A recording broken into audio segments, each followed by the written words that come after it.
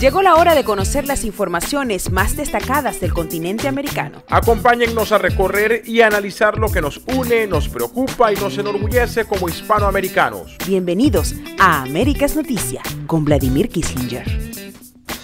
Muy buenos días, feliz tarde y mejor noche para todas aquellas personas que nos están acompañando a partir del día de hoy en Américas Noticia, en una nueva edición, en una nueva oportunidad para reencontrarnos y discutir, explorar, si se quiere, esta radiografía de nuestro continente americano.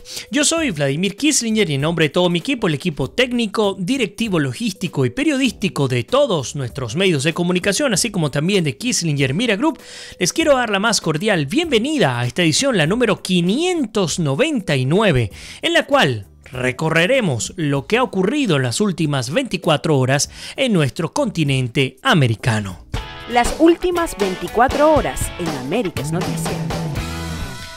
Bien, y en la víspera de cumplir nuestras 600 ediciones al aire y ya muy pronto, muy cerca de cumplir los 3 años, comenzamos con este recorrido retratando elementos que tienen que ver con Venezuela. Hoy vamos a hacer el intento de registrar también información del resto de nuestro continente. Muchas veces se nos va el tiempo dada la conflictividad que se vive en Venezuela. Pero vamos a comenzar con una declaración del expresidente Uribe, quien ha dicho que la dictadura en Venezuela ha causado una crisis humanitaria en Colombia y además esto coincide justamente con una nota publicada por el diario Las Américas que nos cuenta sobre el flujo migratorio de venezolanos hacia Colombia, el cual creció, y escúchelo bien, 110% en el 2017. Estaremos hablando el día de hoy, entre otras cosas, del porcentaje, la cantidad estimada de venezolanos que tuvieron que salir de su país a cualquier destino, una cifra alarmante, una cifra que muy probablemente ni se esperan, pero que lamentándolo mucho, porque al fin y al cabo el capital humano es lo más importante que tiene un país, ya excede al 10% de la población en Venezuela. También hablaremos de Colombia, y es que el ELN expresó disposición a reanudar diálogos de paz. Pareciera que de alguna manera se presenta una reedición de lo que significaron aquellos diálogos accidentados, por cierto, entre la FARC y el gobierno de Santos, que bueno, se suspendían, volvía la violencia, las intervenciones, venían el cese del fuego unilateral o bilateral, y pues luego volvían al tema del diálogo. También regresando a Venezuela, pero hablando de cifras latinoamericanas, bueno, les contamos que este país, lamentándolo mucho, ha sido catalogado como el más homicida de América Latina y el Caribe, según el balance de Inside Crime. Esto también lo vamos a estar detallando el día de hoy, entre otras cosas, hablar de Argentina, y es que familiares de AMIA pidieron que la causa del memorándum firmado por Irán se eleve a juicio oral, mientras que en Estados Unidos los salvadoreños, atención a nuestra gente de Centroamérica, que residen en los Estados Unidos, deben tener precaución al renovar el TPS, según dice la propia Cancillería. Así que sin más preámbulos, comenzamos con las informaciones. Desde Alaska hasta la Patagonia, entérate de todo lo que pasa en nuestra América. El expresidente y ahora senador Álvaro Uribe visitó este lunes Cúcuta y publicó varias fotografías de la crisis humanitaria por la que están atravesando miles de venezolanos en territorio colombiano, muchos de ellos durmiendo en el piso, y que ha tenido un impacto directo en la ciudad colombiana. El 60% de los venezolanos que entran por el departamento del norte de Santander en la frontera con Venezuela lo hacen para continuar a otras ciudades, mientras que el 40% restante se queda en Cúcuta, según la Cancillería colombiana. Solo en el Parque Sevilla están viviendo cerca de 500 venezolanos, muchos de los que llegan no tienen ni dinero para pagar ni siquiera una noche de hotel. Uribe, quien días atrás había llamado a los militares venezolanos a derrocar a Nicolás Maduro, se refirió a esta situación y dijo que, pues, de continuar la dictadura, la crisis será de la misma magnitud en Cúcuta. Y fíjense ustedes que hay muchos elementos que hay que destacar.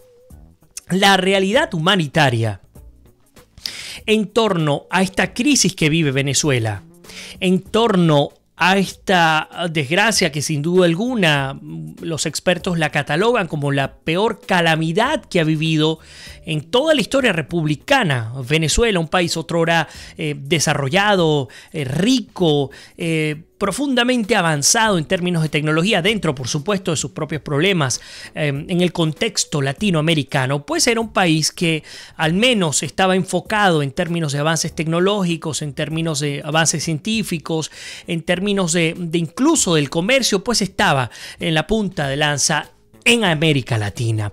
Pues ese país ya no existe.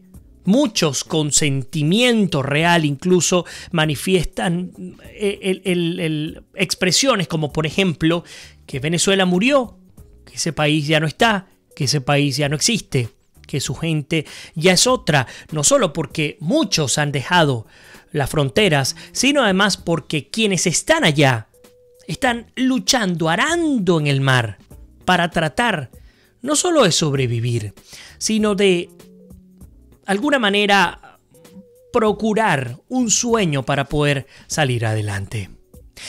El viernes pasado estuvimos hablando sobre la pirámide de Maslow y su paralelismo con el tema de pues la psicología social. Hablamos del miedo. Hablábamos de esos estadios o escalones que se supone, según esta teoría de la psicología social, debe subir un individuo, desde aquellas fisiológicas de seguridad, de afiliación, de reconocimiento y de autorrealización. Pues lamentándolo mucho, vimos como poco a poco se le fue bajando el perfil al venezolano, hasta llevarlo a puntos, de los más bajos por cierto, en los que con conseguir la comida y el alimento, pues ya tengo que agradecer. Eso es parte del drama de lo que ha ocurrido. Ahora bien, al llegar a ese eslabón más bajo de la pirámide de Maslow y encontrarnos con que ya ni siquiera ni el alimento ni las medicinas pueden obtenerse, esta crisis humanitaria venezolana se comienza a exportar. Caso Cuba, cuando comenzaron los balseros cubanos a salir de la isla. Caso pues cuando justamente estuvo la peor etapa de la guerrilla colombiana, pues millones de hermanos colombianos procuraron salir, algunos al Perú, otros al Ecuador, otros a Venezuela. Igual con los chilenos, igual con los peruanos. Y para ustedes contar. El venezolano, 10, 15 años atrás, no era común conseguírselo en cualquier calle de nuestra América Latina. Es más, muchas veces nos confundían con otras nacionalidades por no ser, por no ser frecuente el conseguirnos en cualquier lugar. Hoy día es todo lo contrario. Hoy día las probabilidades de conseguirse un hermano venezolano en cualquier país de nuestra América Latina son altísimas. Y son altísimas porque, por ejemplo, aunque estamos hablando de Colombia, siempre es importante contextualizar. Bueno, la Argentina, pues hubo esta información de la Dirección Nacional de Migraciones en la que pues confirmó que ingresó un venezolano cada 20 minutos en el 2017. Y si a ustedes les parece una cifra, digamos, alarmante en términos de la cantidad del flujo migratorio hacia la Argentina, párese, deténgase a ver lo que ocurre en Perú, a ver lo que ocurre, por ejemplo, en Colombia. ¿Y por qué? Fíjense que el diario Las Américas nos cuenta que el flujo migratorio de venezolanos hacia Colombia se incrementó un 110% en el 2017, según un estudio dado a conocer este viernes por Migración Colombia, en el que pues indica que más de 35.000 venezolanos entran al país diariamente. Así lo explicó el director de Migración Colombia, Christian Kruger, al dar a conocer los resultados del estudio Radiografía Migratoria Colombia-Venezuela, quien detalló que el crecimiento se ha dado tanto en el número de entradas como de salidas. El funcionario agregó que no se puede decir que todo ciudadano venezolano que ingresa a nuestro país lo hace simplemente para cruzar hacia otros destinos, pero tampoco podemos afirmar que todos se están quedando, pues las cifras así nos lo demuestran. El promedio de ingresos, y me disculpan, de ingresos diarios de ciudadanos venezolanos a Colombia empleando la famosa tarjeta de movilidad fronteriza que facilita su ingreso a las zonas limítrofes, fue de 37.000, mientras que de salida promedio fue cercano a 35.000 registros diarios. Ahora, ¿qué significa esto en términos concretos? En términos concretos, significa que los venezolanos que no cuentan con recursos para salir, para que tengamos una idea, un venezolano promedio que te gana, por ejemplo, el sueldo mínimo, imagínense sus países, en algunos son $300, en otros son 400, en los Estados Unidos incluso puede llegar a ser $1.200 mensuales.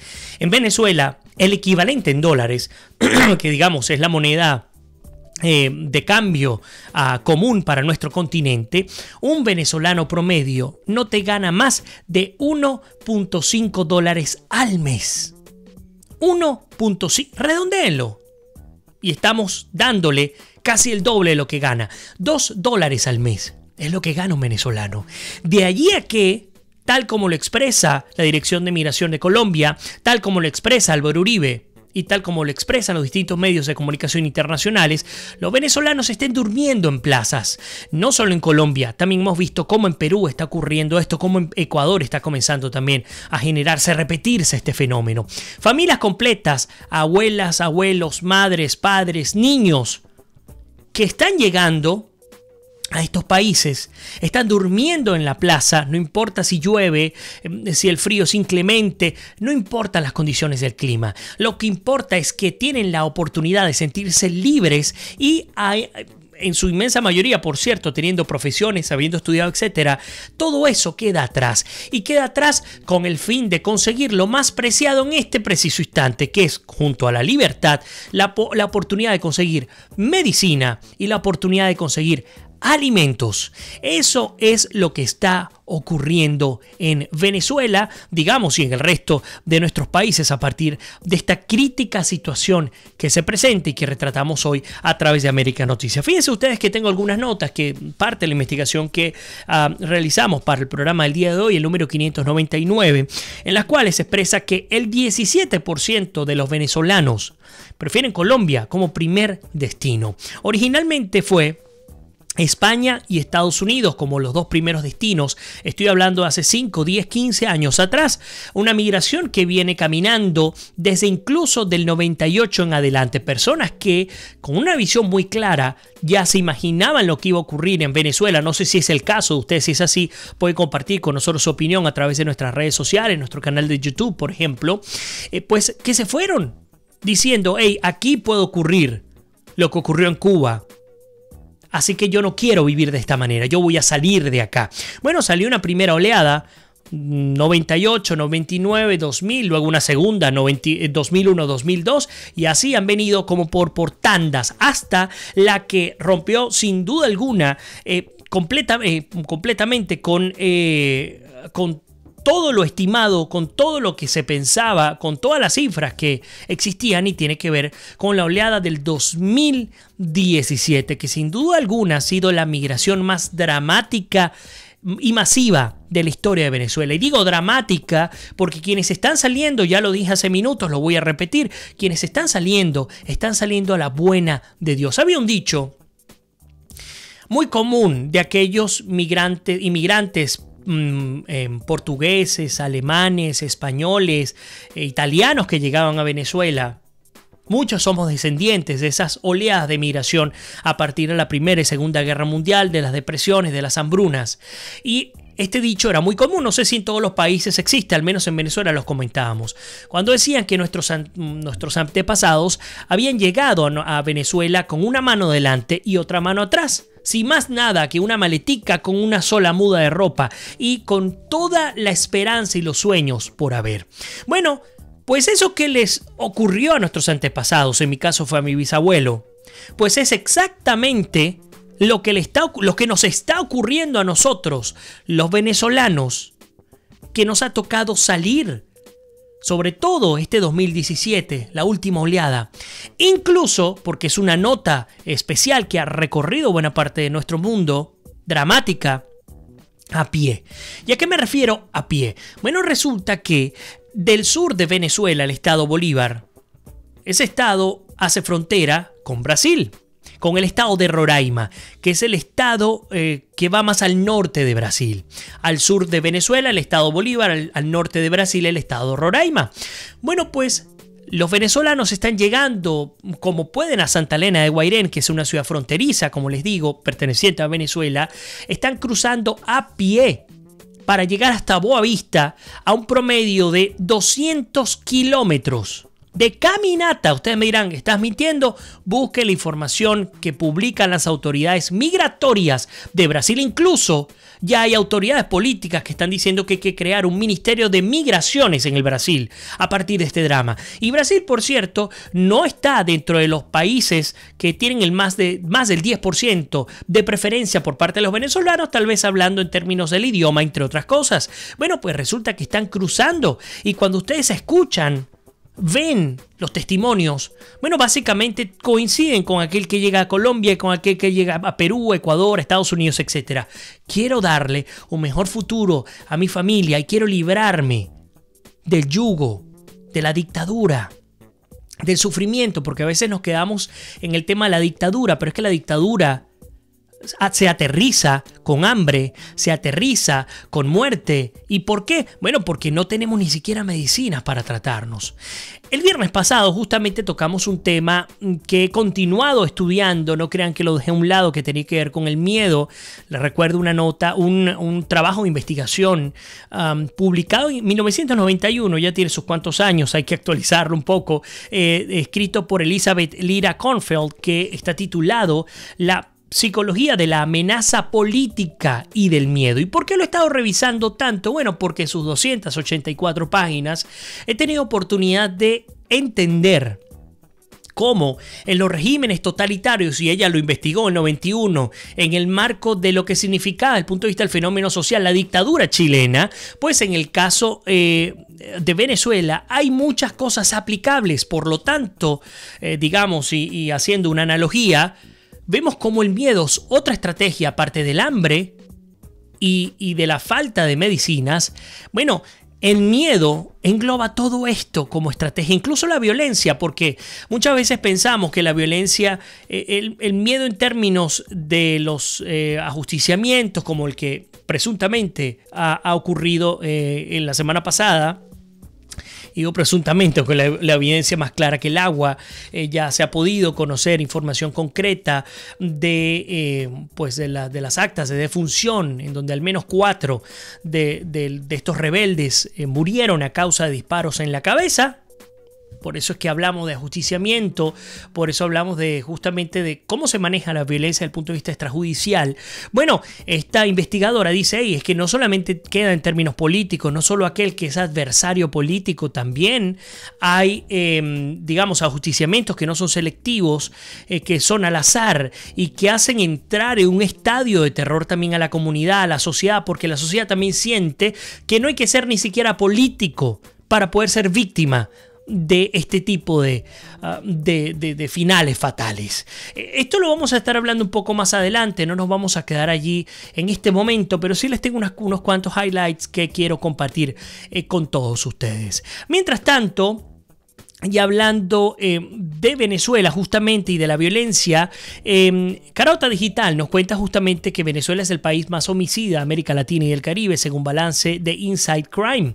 De acuerdo con el último balance presentado este viernes por Inside Crime, una fundación dedicada al estudio de la principal amenaza de seguridad nacional y ciudadana en Latinoamérica y el Caribe, Venezuela es el país que registró la tasa de homicidios más alta de la región durante el 2017, con 89 muertes por cada 100.000 habitantes. La organización calificó al país como el más homicida, apoyado en los números no oficiales proporcionados por el Observatorio Venezolano de Violencia, institución que precisó en su último informe que hubo un total de 26.616 homicidios a lo largo del año pasado, incluyendo 5.535 a manos de las fuerzas de seguridad del Estado. Asimismo, Inside Crime reportó que en abril del 2017, una organización no gubernamental mexicana que prepara un escalafón anual de las ciudades más peligrosas del mundo colocó nuevamente a Caracas en el primer lugar de la lista, puesto que tiene una tasa de homicidios estimada, y escúchelo bien, de 130 por cada 100.000 habitantes. Mientras tanto, se habla de la negociación entre el régimen de Maduro y la oposición venezolana, el cual, a juicio del canciller dominicano, se va a mantener. Se está estableciendo la agenda y más allá de la agenda, que supuestamente ya está lista, la nueva fecha. Y además hablar, por ejemplo, de las elecciones presidenciales, las cuales se celebrarían, según lo que se ha podido conocer, en el segundo semestre del 2018. Ustedes saben que en los regímenes como este, las elecciones se llevan a cabo cuando le convienen a estos sistemas de gobierno. Mientras no les convenga, pues las dilatan todo el tiempo que sea necesario, mientras que les convenga, las adelantan todo el tiempo que sea necesario. Es decir, están ajustadas íntegramente a lo que le interesa, a lo que le conviene a este tipo de individuos que, lamentándolo mucho, han secuestrado el poder. Y fíjense que, hablando justamente de las proyecciones, y con esto cerramos esta parte de Venezuela, no crean que nos vamos a quedar con el resto de nuestra América fuera. Las proyecciones de la Universidad Simón Bolívar nos cuentan que en el 2017 emigraron 2.500.000 venezolanos. Proyecciones de la Universidad Simón Bolívar revelaron que en el 2017 el número de migrantes venezolanos fue de 2.500.000, lo que representa casi un 10% de la población solo en el 2017. Así lo dio a conocer Claudia Vargas Rivas, profesora de la Universidad Simón Bolívar, quien aseguró que para el 2018 esa cifra podría ubicarse en 3 millones o 3.200.000 personas. El estudio de la USB se soportan las peticiones de asilo de refugio en varios países, por ejemplo, 30.000 solicitudes de asilo en los Estados Unidos, 14.000 en Perú, 12.000 solicitudes de refugio en Brasil, 11.735 en Argentina, 5.000 en España y 1.000 en México. Los primeros destinos son los países fronterizos, como por ejemplo el de las islas del Caribe, Aruba, Bonaire, Curazao o Colombia, donde actualmente residen unos 700.000 venezolanos, casi 1 millón de venezolanos ya tenemos en Colombia. Las estadísticas podrían ser mayores, motivado que en este caso no se incluyen a los que están en estatus ilegal o quienes cuentan con doble nacionalidad. Así las cosas, nos toca hacer la primera pausa. Les pido que no se vayan, que ya regresamos con muchísimo más de Américas Noticias en su edición número 599.